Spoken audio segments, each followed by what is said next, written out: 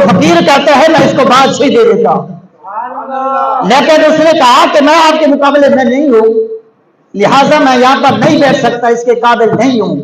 تو وہ اللہ پاک کے ولیوں کی زبان نہ سمجھا، دوسری سائڈ پر آگے بیٹھ گیا۔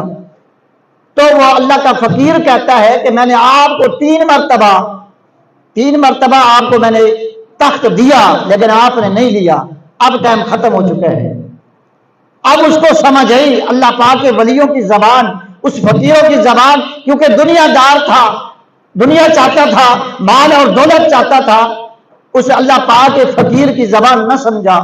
اب وہ چلا گیا، فقیر نے اس کو منع کر دیا، کچھ عرصہ گزرا، اب آ گیا وہ اس کا دوسرا بھائی جو اللہ پاک کا نیک بندہ تھا، جس کی نیت تھی دین محمدی کی اور پیارے آقا علیہ الصلوۃ والسلام کی امت کے لیے کام کرنا۔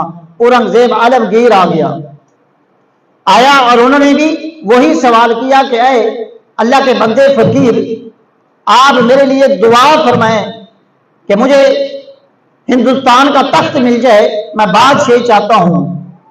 اب پوچھا نہیں ان سے، اس فقیر نے کہ آپ کیوں آئے ہو؟ آپ فوراً کھڑے ہو گئے گدڑی سے کہ اے اورنگزیب، آپ آئیں اور میری جگہ پر گدڑی پر بیٹھے، آپ میرے مہمان ہیں۔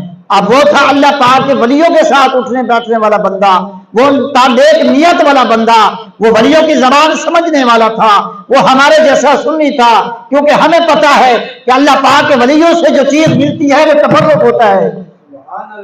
لیکن وہ جو تھا وہ نہ بیٹھا، انکار کر دیا۔